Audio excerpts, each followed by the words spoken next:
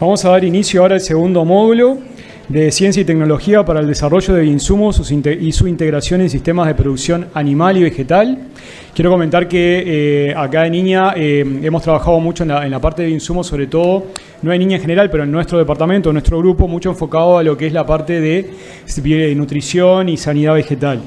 Y desde hace ya un par de años empezamos a trabajar con Alejo Menchaca, que se los voy a presentar.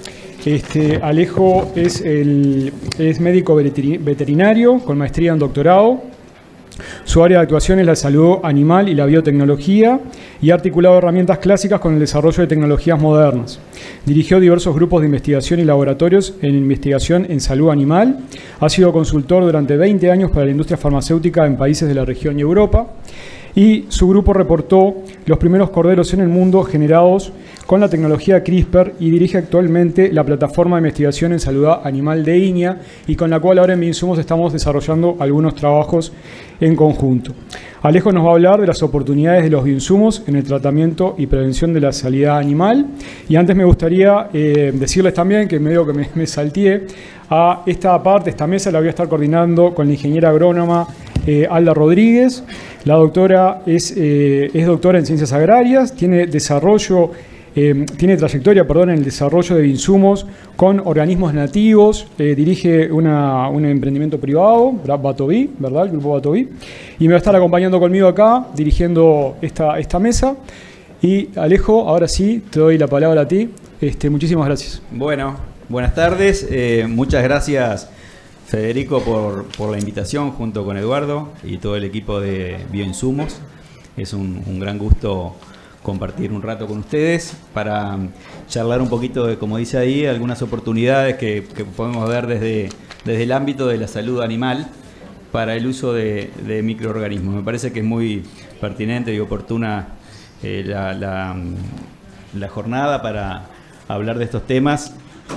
Y quiero centrarlo o enfocarlo en este concepto de una salud que todos conocemos muy bien, pero me parece que es importante tenerlo siempre presente, sobre todo de países como los nuestros que miramos este tema desde el campo, desde la producción, y hay que contemplar también que del otro lado nos están mirando los que consumen nuestros alimentos. Así que bueno, junto con la pata vegetal, la pata ambiental, la salud pública, la salud animal, digamos que forma parte de este gran concepto. Esto punto rojo me parece que no tiene, ¿no? Bueno, a ver. Decía entonces que bueno, sabemos que un buen porcentaje de las enfermedades que padecemos los humanos provienen de los animales, que se pierde aproximadamente un 20% de lo que se produce por problemas de salud animal. Entonces la salud animal juega un rol muy importante en todo lo que es este gran concepto y la sostenibilidad en general. Y se agregan además otros conceptos que siempre están sobrevolando, como que de alguna forma desde el ámbito de los consumidores, digamos, se exige cada vez más, y nosotros tenemos que considerarlo también por la propia importancia que tiene, más allá de que lo exijan los consumidores, el bienestar animal, el impacto ambiental de la ganadería, la trazabilidad, y ya entrando entonces en la seguridad y lo saludable de los alimentos que consumimos. Y ahí es donde aparece también el concepto de inocuidad. Y la inocuidad en este caso, y hoy ha sido un término que se ha reiterado varias veces, es bien importante, sobre todo cuando hablamos en salud animal, de que usamos básicamente el control de la salud animal está basado en el uso de químicos, ¿verdad? De terapias o fármacos y vacunas, y ahí, bueno, este concepto de la inocuidad implica el cuidado con los residuos de esos químicos que utilizamos, donde el público cada vez está más exigente, y entonces eso se transforma en restricciones cada vez mayores para el uso de estos químicos. Las buenas prácticas de uso de medicamentos veterinarios, asociado por ejemplo a la resistencia antimicrobiana. Hasta hace algunos años cualquiera podía utilizar un antibiótico en cualquier situación, que nadie le iba a cuestionar. Hoy en día eso genera problemas no solo para la salud animal, sino también problemas para el resto de la salud, y en particular la salud pública, que muchas veces, bueno, ocurren problemas de resistencia que afectan a los humanos, pero que se pueden haber generado en los animales. Entonces hay que tener también eso en cuenta, y entonces el uso indiscriminado de antibióticos, como se hacía hasta hace poco, empieza a restringirse, y tenemos que empezar a pensar también en otras formas de resolver estos problemas y no simplemente con el uso de antibióticos. Cuando estudiábamos en facultad, uno a veces decía, bueno, antibiótico y antiinflamatorio. Cualquier animal que aparecía enfermo es lo que lo resolvíamos de esa manera, antibiótico y antiinflamatorio. Así que tenemos esa cultura media asumida. Bueno, entonces en ese gran concepto de una salud y lo que es la inocuidad, es donde aparece oportunidades para el uso de microorganismos en salud animal. Yo trabajo entonces desde la salud animal, así que mi visión es más bien desde ese lado. Más bien para complementar la idea un poco de Federico y Eduardo, era un poco eso, articular para hablar de juntar gente de diferentes disciplinas. Entonces, básicamente lo que pretendemos con esto es mejorar la salud y el bienestar de los animales, generar mayor productividad del sistema de producción, o sea que mejorar al animal, mejorar al sistema y mejorar a los consumidores. Entonces, si logramos todo esto, obviamente que es una gran oportunidad. Así que un poco apunta a eso, esto de pensar cómo juntar las dos cosas. Y básicamente quiero ponerlo en un par de ejemplos concretos en los que estamos trabajando, porque es muy amplio esta temática del uso de microorganismos en salud animal. Podríamos dedicar un simposio entero a hablar de esto. Así que les voy a contar un par de ejemplos para ponerlo en concreto de cosas que se pueden hacer y que de hecho estamos tratando de hacer. Entonces, por ejemplo, el conocimiento de la microbiota y la modulación de la microbiota en los bovinos o en los ovinos puede mejorar la salud animal. En general, lo que más se conoce es sobre el sistema ruminal, digamos, y ahí hay bastante desarrollo de nuevas herramientas para de alguna forma este ambiente y de alguna manera mejorar la productividad y mejorar la salud. Hay otros ambientes, digamos, u otros sistemas como la ubre de la vaca, la glándula mamaria, que también la microbiota juega un rol muy importante. Ustedes saben que la mastitis o los problemas de salud de ubre son uno de los principales problemas de la lechería. La cantidad de antibióticos que se utiliza en lechería es enorme. Los problemas, uno de los desafíos que tiene este rubro, ¿verdad? Entonces, ahí hay una oportunidad. Y también más recientemente, he ido de lo más conocido a lo menos conocido, más recientemente estamos trabajando en lo que es la salud uterina y la microbiota uterina, que hasta hace poco se desconocía. Entonces, hoy sabemos que la salud del útero y la reproducción, que es un poco la base de la producción ganadera, está afectada también por la microbiota, y entonces los microorganismos juegan un rol importante que se desconocía hasta hace muy poco. Entonces me quiero detener en uno de los ejemplos, en este de la microbiota y de la salud del útero y de la reproducción de la leche. Las vacas de leche tienen la dificultad de quedar preñadas. La tasa de preñez, es decir, las vacas preñadas sobre el total de vacas que ponemos a reproducir, no es mucho más del 20 o el 25% en general. De 100 vacas que liberamos después del periodo de espera voluntario, en 21 días no se preñan más de un 25%. Eso es bastante grave, eso ocurre prácticamente en todo el mundo. Y además de eso tenemos la dificultad de que aquellas vacas que se preñan les cuesta después mantener la gestación. Entonces hay en torno de un 20% de pérdida de gestación. De esas pocas vacas que se preñan, un 20% pierden la gestación entre el diagnóstico de preñez y el parto. Entonces esto es nada más que un tambo, para ponerlo en concreto en un tambo. Es el tambo de Iña en particular, pero podría ser cualquier tambo de cualquier vecino de la estanzuela, donde estos son los partos esperados de varios años acumulados, y ahí se ven los partos realmente ocurridos, que fueron 20% menos de los partos que se habían esperado o que se habían proyectado. Entonces esto es un problema cotidiano, digamos, de la lechería. Entonces no solo es difícil preñar las vacas, sino que además pierden la gestación. ¿Cuáles son las causas? Hay muchos factores, pero algunos de ellos son microorganismos patógenos, y hay otros que no está bien identificada la causa. Hay muchas vacas que están sanas, saludables, y no se preñan o pierden la gestación. Entonces, una línea nueva de trabajo, digamos, es justamente conocer mejor el ambiente uterino, conocer mejor la microbiota de ese útero que se creía que era estéril. A nosotros nos enseñaron en la facultad que el útero era un órgano estéril, que no había microorganismos y que ahí el embrión se desarrollaba y el feto después crecía y el animal estaba, ese nuevo animal estaba libre de patógenos, digamos, que podían afectarlo. Sin embargo, hoy sabemos que con el estudio de la microbiota, la metagenómica, en fin, sabemos que hay microorganismos en el útero y que esa microbiota puede afectar positivamente o negativamente el éxito de la gestación de las vacas. Así que estamos trabajando en INIA en un proyecto concreto sobre esta temática del rol de la microbiota uterina en la fertilidad de las vacas lecheras, y bueno, y eso implica todo un montón de diferentes cosas que se han venido diciendo hoy en la mañana aplicadas a lo vegetal. También es prácticamente el mismo problema y las mismas necesidades y las mismas capacidades tenemos que desarrollar para trabajar en esto.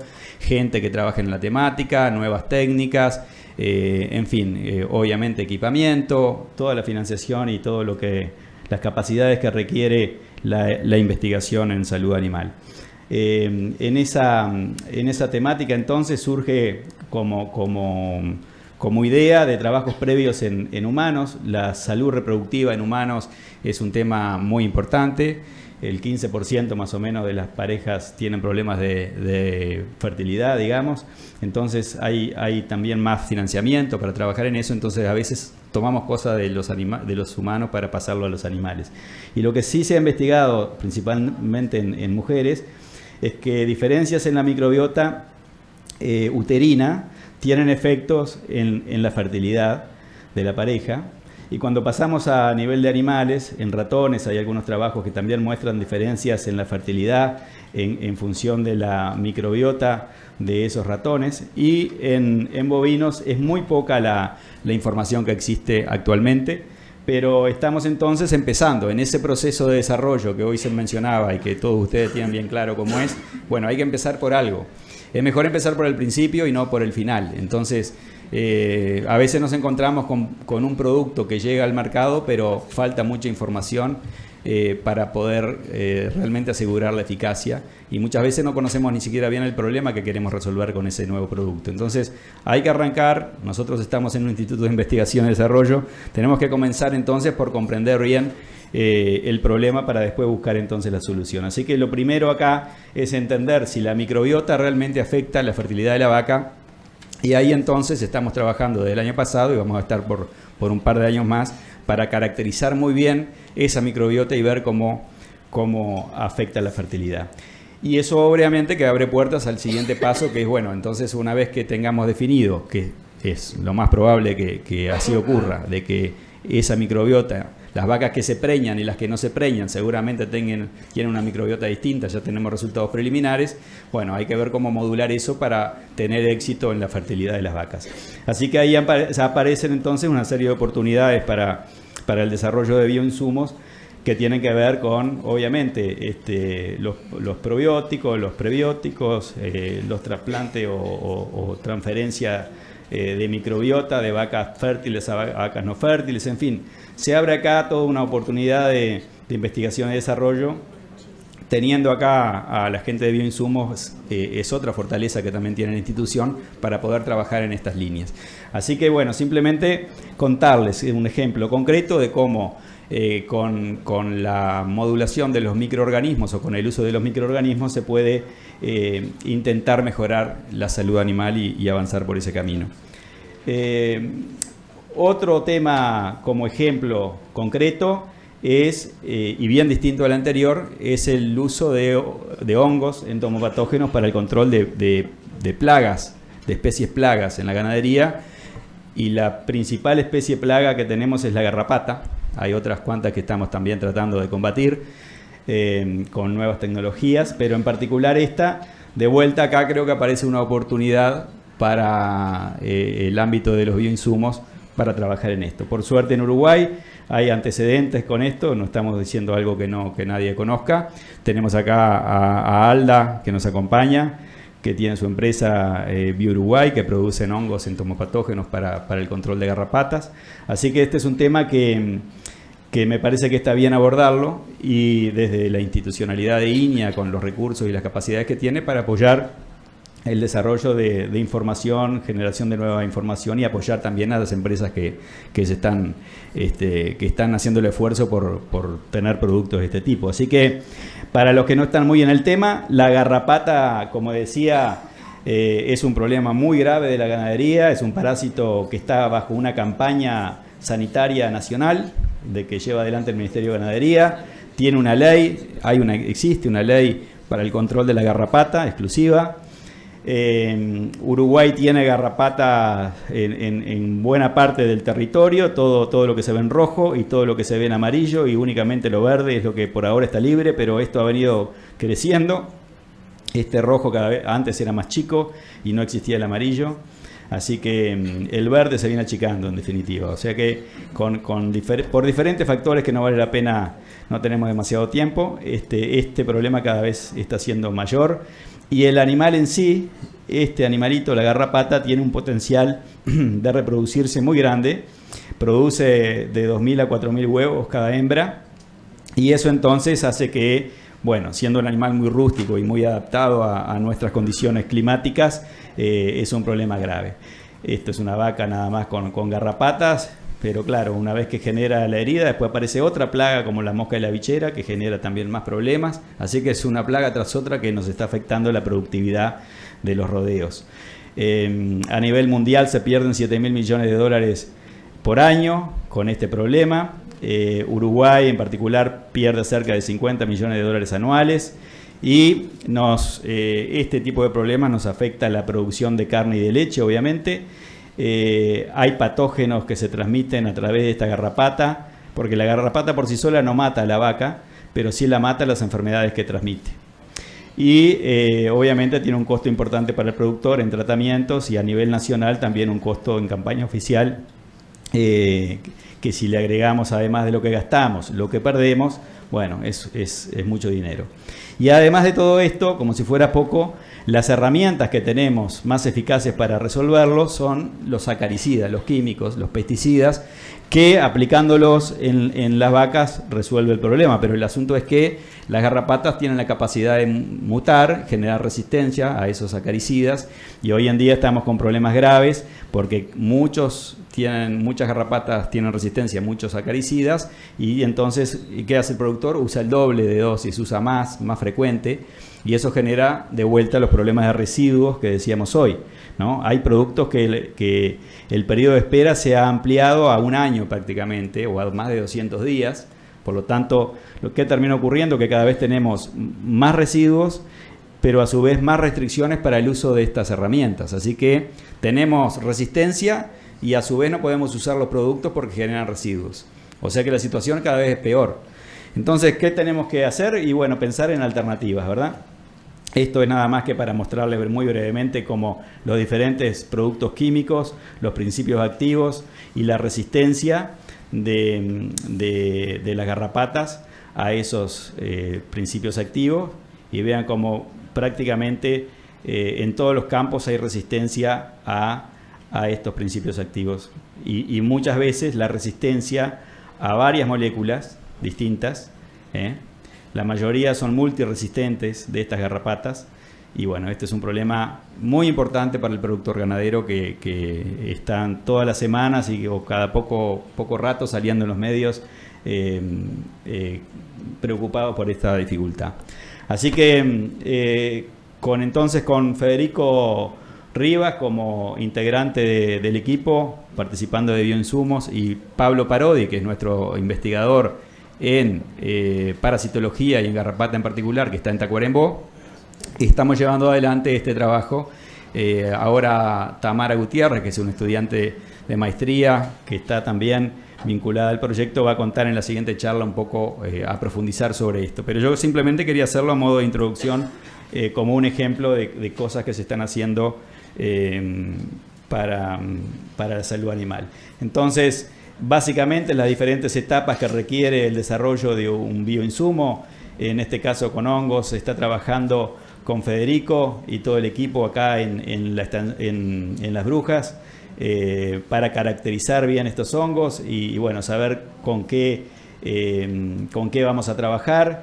Tenemos en Tacuarembó, por otro lado, el desarrollo de boxes para trabajar con los animales, porque hay un momento después que hay que infectar los animales con las garrapatas y a su vez tratarla con los hongos. Entonces es todo un desarrollo interesante porque no solo es un trabajo de laboratorio, que es básicamente en lo que se especializa el grupo de bioinsumos, de poder caracterizar con precisión estos hongos y poder hacer un formulado para poder trabajar después, sino que después precisamos la otra pata del animal, de las vacas, con el problema para hacer los desafíos y los ensayos clínicos. Así que eso lo tenemos en Tacuarembó.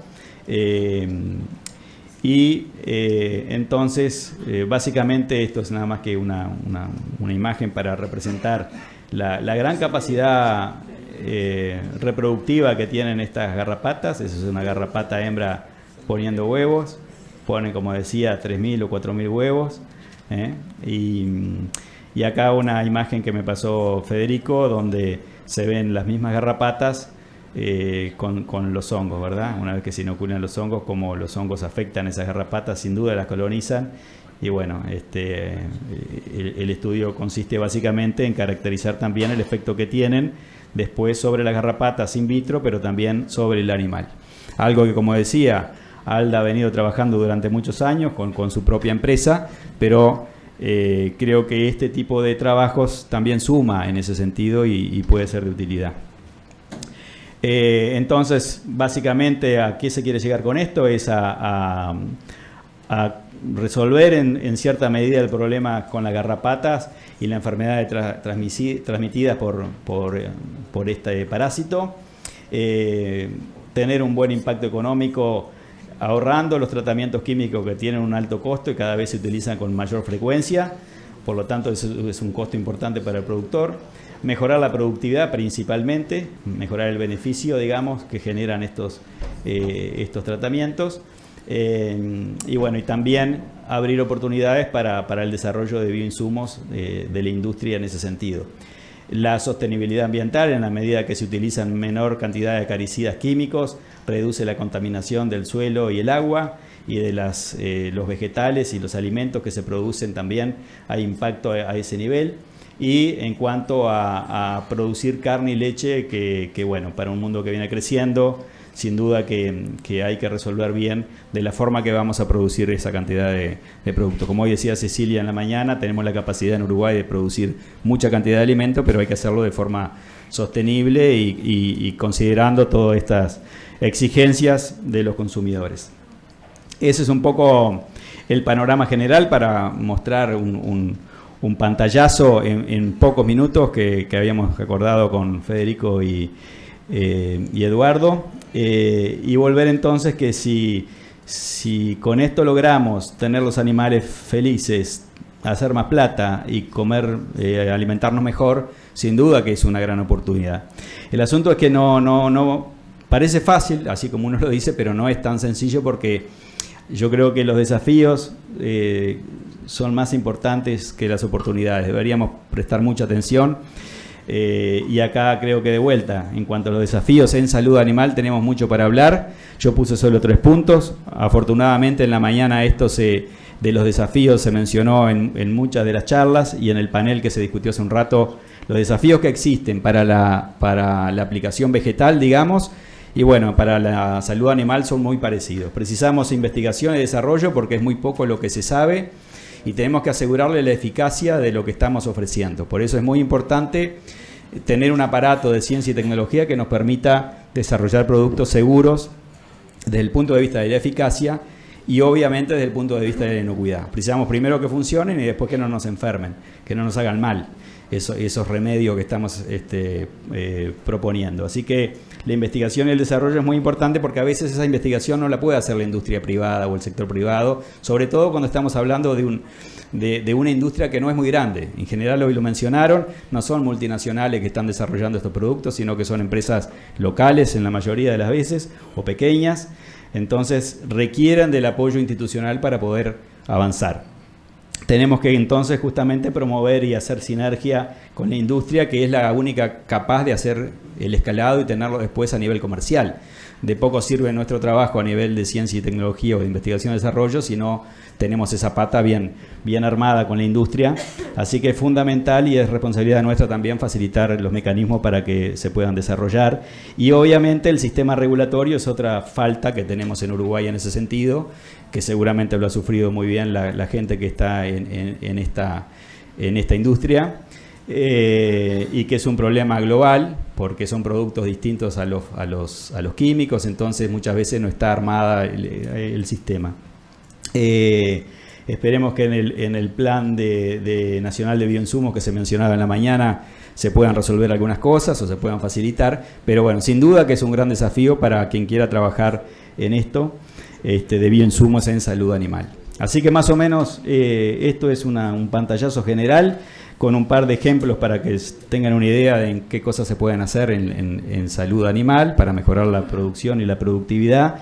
Y yendo de un ejemplo entonces muy concreto, donde estamos en la etapa más inicial, entendiendo cómo funciona un problema para después seguir buscando soluciones en ese sentido, y en otro donde ya está más avanzado como este de los hongos y que ya hay algún ejemplo concreto en Uruguay para poder aplicarlo. Así que esa era un poco la idea. Gracias por la atención.